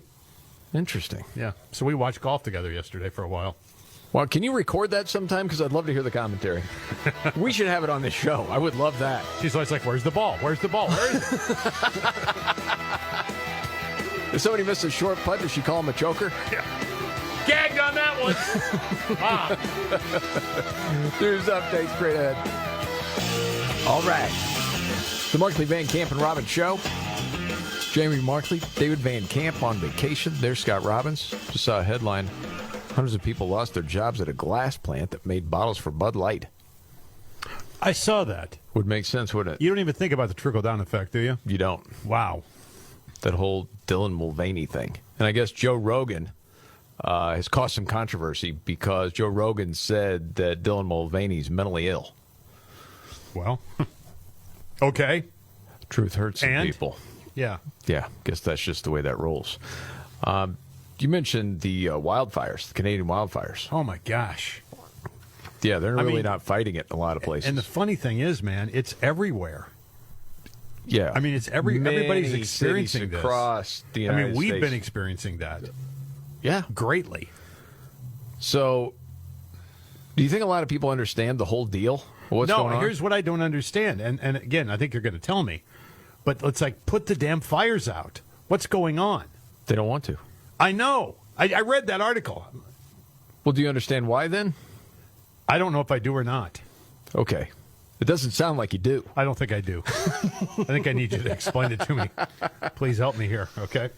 Well, you know, in this story, CNN tried to get to the bottom of it. What's going on here? And of course, they're saying it, climate change. Well, of course they did. Yeah. It's warm. It's climate change. Well, no. Actually, this has been going on forever. It happens. They think it's because of the dry season. It was some arsonists. But the vast majority began naturally, generally from lightning strikes. To the underbrush there that is dead and... Yes, and as the story goes, you know, well, first of all, every Canadian province responds to the fires in their regions differently, but they have common guidelines. And it emphasizes the importance of prioritizing which fires to fight and which to leave alone. So if you've got fires burning in remote areas, as it says, like some of those that are burning in northwestern Quebec, they're too out of control to do anything about. So a Canadian wildland fire ecologist, Robert Gray, said, you know, if you have limited resources and you have a lot of fires, what you do is protect human life and property first. You protect people, infrastructure, watersheds. So there's a system. There's priorities. Mm-hmm. Makes sense. But what we're seeing now, because this happens pretty much every year, but there's some unusual jet stream conditions this summer causing the prevailing winds to blow south more often. So that's why there's so many people in the United States seeing it. It's the way I understand it. They said the primary reason that Canada isn't fighting most of the fires, one, they don't have the resources, even with international help being available. I mean, as it says, they are the second largest country in the world measured by area. Right. 39th in terms of population. It's 300 million fewer people than the United States. So it's a lot of just remote areas. But as it says in this story from Hot Air, CNN was forced to admit that these fires are part of nature's own housekeeping. Fires are natural and, in fact, necessary for the environment. There was a scientist with Canada's fire service quoted as saying, "There's always been fires Canadian fire managers don't fight. It's expensive to do so, ecologically undesirable, and just kind of messing with nature." So the floors of large forests, as it says, tend to quickly accumulate natural debris, including needles, dead leaves, branches. Fire restores soil nutrients and help with the plants. Well, so yeah, your breathing for a few days may not be good, but it's... Yeah, I was just going to say, but the damage you wreak by doing that... By letting it go? Yeah. What do you mean? I mean, I smoked a pack and a half of Canadian Air the other day. Gosh dang, man. Yeah, I understand. Yeah. Yeah, that's just going to be part of it. God. By the way, speaking of just green stuff, climate, you know, that whole fight against wood-burning pizzas in New York. Oh, yeah. You'd have to burn a pizza stove 849 years to equal 1 year of John Kerry's private jet. That was a whole piece in the New York Post. Isn't that hilarious? Jeez. This is the Markley, Van Camp, and Robbins show. All right, David's not here, so I got to ask you, Scott, biggest story today. What is it? Well, I think it's still the fallout from the Supreme Court decisions. I mean, people are still talking about it. I mean, there was some controversial, not in my world, but controversial decisions made by the Supreme Court before they took off on recess for the season. Religious freedom. Yeah. There was affirmative action. College admissions thing. Yeah. Yeah, and then student loan debt. Of course, student loan debt was the big one, too. So, I mean, those are all still hot-button topics, and people are all still talking about it one way or another. Most people in my circle of friends are like, good, because I don't want to pay for somebody else's debt. Well, I know someone that's actually in debt. So do I. And actually said, I never figured it was going to go through. They kind of knew. Well, yeah. It wasn't like snatched out from them. But we'll get to that and the Scott Robbins trifecta straight ahead. The Markley, Van Camp, and Robbins show. Jamie Markley, David Van Camp on vacation. There's Scott Robbins. Happy 4th of July to you. Day early. You know what? This is kind of wild to think about. Maybe it's just me. We're in the second half of the year now. Yeah. Does it seem like it to you? No, it's flying. It really feels like that. Yeah. Not quite sure why, but it does. No, it certainly does. Wow. That's pretty wild. Yep. You mentioned one of the biggest stories of the day, still fallout from the Supreme Court decisions late last week. Oh, yeah. There's another poll out now. Americans agree with the Supreme Court ruling on affirmative action. Don't think it's fair. You wouldn't know that from watching a lot of legacy news. But that is true. That people think, no, it should be on merit. That's what the country is built on. Yes. That is something we need. That's why we have winners and losers. Well, I don't think what they're trying to say is, well, yeah, because now if you're not getting into Harvard, you're a loser. You're never going to be a leader. No, That's but not true. Life's not fair. I mean, life's not fair. You may not get into Harvard, but you'll get into another school. Yes, maybe you weren't the best of the best. It's okay. And then Michelle Obama is out there trying to say, well, and trying to have it both ways, really. Like, I worked so hard to have my opportunities, and I earned it. But some people, well, they can't, and they need this help. Mm-hmm. Well, what are you saying then? Yeah. Which message is it? You worked hard and you were good enough. But for other people, well, they didn't, but they still should get a pass because of their skin color? Right. I mean, your high school numbers going into college, while important to get into some universities, at the end of the day may not prove to be anything and as your life moves on. Well, yeah. And there's a whole lot of changes that happen, you know. Well, I mean, that's what I'm saying about Harvard and Brown and Yale and all that. Yeah, that'll get people's attention, graduating from those schools, certainly. Not only that, but I mean, there were so many people that were just set up to fail. Yeah. So that they could make a school like Harvard, their numbers look good, and, oh, look at us. See, we care about diversity. We have all these people. And that's why they were doing it. Yeah, of course. Yes. Which is racist unto itself. Absolutely. Yeah, so. And that's not even getting into the Asian American part of the entire story. Right. Which seems to also be ignored by the left, or the left is saying, You know, Asian Americans were duped by white people to join this fight. Yeah. No, they were being discriminated against. Yeah. That's something that was absolutely happening. Mm-hmm. Okay. On a lighter note, because, you know, you mentioned early in the show, Scott, you're in a festive kind of mood. It's like 4th of July. Well, yeah, man. We got a day off coming up. Ready for all the fun and frolics. Yep. Okay. So I had played, you know, something I had never heard before, and it's a YouTube channel. It's all over social media called There I Ruined It. And this person can use AI to make an artist sound completely different. We had Elvis doing Baby Got Back. Yeah, we heard that one earlier. Apparently, he also put together Ray Charles and Nickelback. America the Beautiful? I don't think so. Oh, okay. I don't think so, Okay. but we can enjoy this together. All right, let's do Getting it. ready for the big barbecue party. See if this works or not.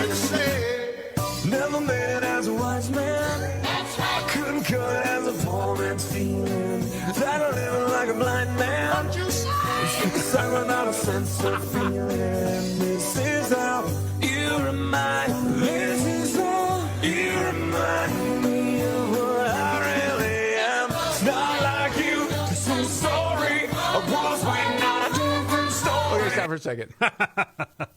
If nothing else, that's entertaining. It is, yes. Joe's better than I thought it would, that's for sure. Yep. This time I'm mistaken. Forehead and you are but breaking it. Okay, that's pretty good. Yeah, I'm subscribed to that. I also saw this. I don't think this was mixing two things together. I think from a Taylor Swift song, he just took her breathing and the word shake from Shake It Off. Okay. Roll it. Shake, shake, shake, shake, shake, shake, shake, shake, shake, shake, shake, shake, shake, shake, Golly. I understand Taylor Swift is huge artist. Huge. Probably biggest in the world right now, would you say? Sure. Yeah, easily. Okay, Yeah. do you get it? Why she's so big? Do I get it? Yeah, I guess I kind of do. Okay. I mean, it's infectious music. It gets an earworm when it hits your head. Yeah. She's young. She's a loud voice for females struggling with relationships or going through bad relationships. Just the prices of tickets and everything it's else. ridiculous. I mean, it's crazy. It's crazy. I mean, they did a feature today. I don't know if you saw it or not, but that's like the most counterfeited rip-off ticket thing ever. I bet. I mean, people are spending money on these tickets they don't have and they're never going to get. And then when they ask questions, they're blocked immediately, and they never get the tickets and get the money. And, you know, scams are everywhere. Well, last thing before we get to your trifecta. Mm-hmm. I don't know if you heard this story about this grandmother that was trying to get her granddaughter Taylor Swift tickets. Yeah. She got them through StubHub. Yep. But then she got an email saying there's no tickets available. Uh-oh. And StubHub claimed there was nothing they could do. So the grandma goes to the local NBC affiliate, I think in Boston, and they put the pressure on StubHub.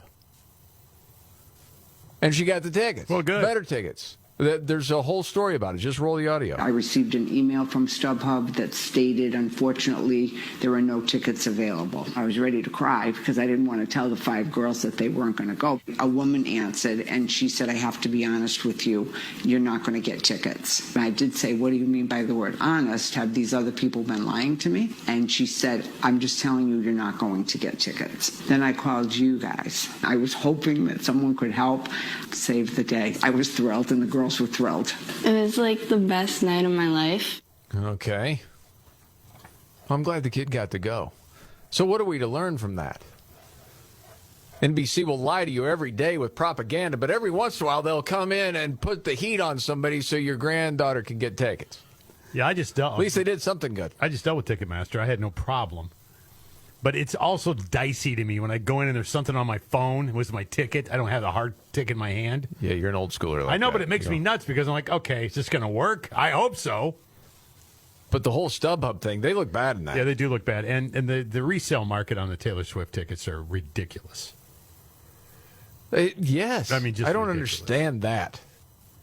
Okay, Like, I know you sound like Old Man River saying this, but, I mean, if you're going back, like, what was it? It was last week. It was like the Van Halen 1984 tour. It was like the 39-year anniversary of that. It was $12.50. Yeah. Can you imagine even paying $100 at that time to go? No. Oh, gosh, no. And this is like, people are paying $1,500, $2,000 for tickets. Taylor Swift. And that's cheap, by the way. That's cheap? Yeah, they're up to like $5,000-$6,000. I mean, if you want to go. Man, that is nuts. All right, you ready for your big three stories? Yeah, All right, let's roll it out. Are you ready? 1, 2, buckle my shoe on. It's the 3 most important news stories of the day. I hit the trifecta. Well, at least according to Scott Robbins. It's the trifecta on the Markley, Van Camp, and Robbins Show. Every day about this time, the Scott Robbins top 3 stories of the day, the trifecta, helped by his hero. I'm Casey Kasem. Buddy! You going to join us tomorrow for a little 4th of July celebration? Gotcha. Oh, well, no, I'm easy. Think about it Yes. first. Okay, all right. I'm ready. Okay, good. 3. U.S. Secret Service Uniform Division officers located an unknown item on the White House complex. As a precaution, the White House grounds were evacuated. D.C. fire departments, hazmat teams were there. Hazmat team responded to an area of 18th Street and Pennsylvania Avenue. Secret Service blocked roadways around the White House. All roads have since reopened. D.C. emergency medical officials later deemed the item to be a non-hazardous. The substance is reported to be a cocaine hydrochloride. Hunter! Hey! Get down here! So a large amount of cocaine hydrochloride was found outside the White House. Now, the stuff is used as a nostril numbing agent before surgery. Now I have several questions. Before that, though. What the hell is going on here? How did that get there? It's pretty good. Where was America's favorite son, huh? Where was he? We don't know. We're getting closer and closer to number 1. The Scott Robbins trifecta top 3 of the day up to number 2. Joy Reid's in the news in the wake of the Supreme Court forbidding racial preference in college admission. A lot of pundits are going and waxing poetic for and against the decision. Not to be left out of the conversation, though, Joy Reid chose to add her own 2 cents. There's a video out there. Joy Reid recently proclaimed that the only reason she got into Harvard was due to affirmative action. Now imagine admitting something so embarrassing, but she did. Now, I don't know about you, but is there one person on the planet that is shocked by that announcement? No. If you've spent any time at all watching Joy Reid? Do they have affirmative action at MSNBC? You know, that's a great question. That's a great question. I don't think it's the rating. I mean, she accidentally has the best argument against affirmative action of any argument I've heard about. Right? Yes. Golly. I think that's true.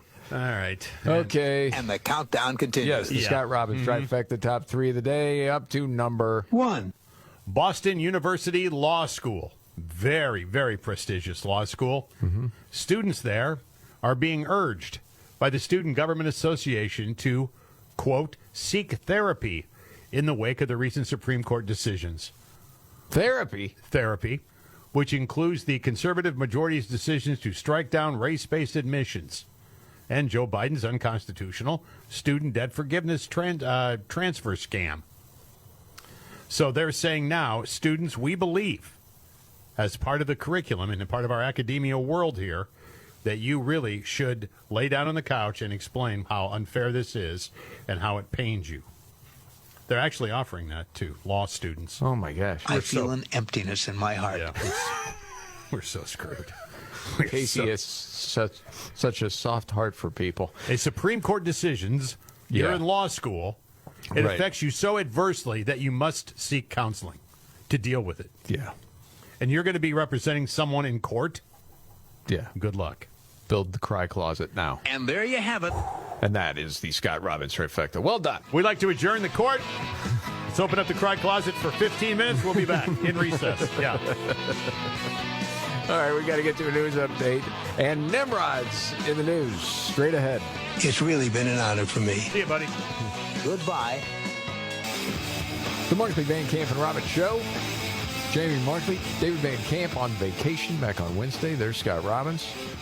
Wow. From the Hill. Here's the headline. This is from this morning.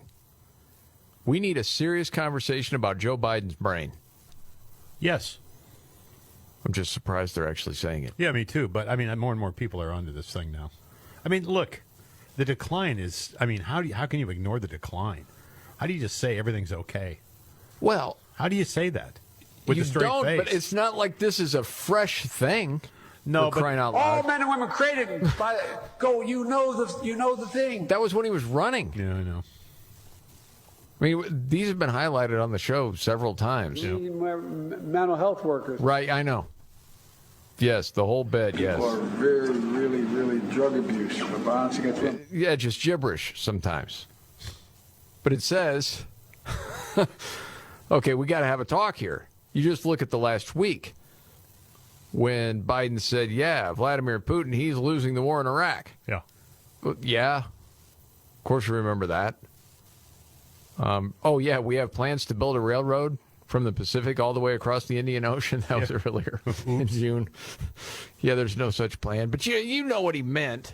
I don't know what he meant. I know. Yeah.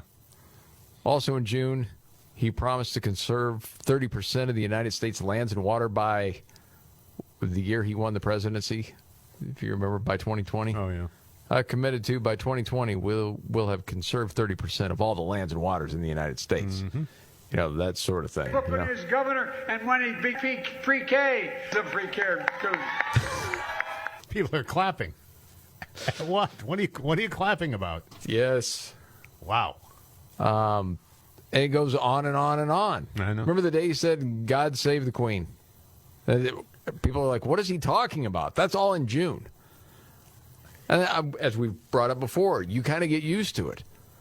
But now, as the Hill is actually saying it, you know what that means to me? Gavin Newsom. Gosh. What? Gavin Newsom. They know it can't be Kamala. They know it. Although Larry Elder was saying earlier today, you're stuck with her. Oh, yeah. As far as the Democratic Party. Do you buy that? That they cannot It's going to be separate? very, very difficult to sweep her under the carpet. I mean, very difficult. She can't win. I mean, there's no way she wins a general election. There's no, I mean, I shouldn't say that, but I don't think there's any way she can. I mean, her own party doesn't really even like her. So what is the downside? Well, the downside is it's the first black female to hold the position. And, you made a big deal out of that. That's what you were going to do. And everybody's for equity and equality. And if all of a sudden she's on the outs, then you look horrible. But then I always think, well, in a lot of ways, the White House can control, as far as the left media, what they're going to do. Hey, do not go down that road. Yeah.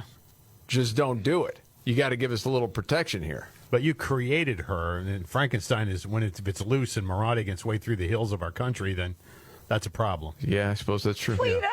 Yeah, see, that's the kind of stuff right there. And she's a terrible candidate. Terrible. Oh, yes. Just no political sensibilities at all.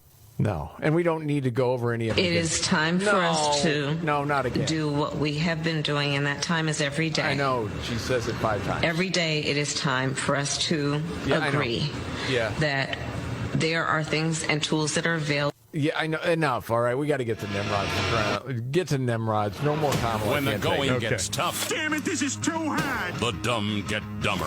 All right, Dean. It's Nimrods in the News on the Markley, Van Camp, and Robbins Show. I love the poorly educated. All right. Nimrods in the News, 4th of July edition. Couple of dudes in San Jose, California. Big trouble. They stored at least 20 tons of illegal fireworks at a public storage facility, and an entire building went up. No, boy. Happened a couple weeks ago. Police just revealed the cause. The whole thing burned down. They were renting multiple units, apparently, but they searched the other units and found 38,000 pounds of fireworks still boxed up. 13 ounces of meth, cocaine, the fireworks, they're going away for a long time. And that's Nimrods in the News.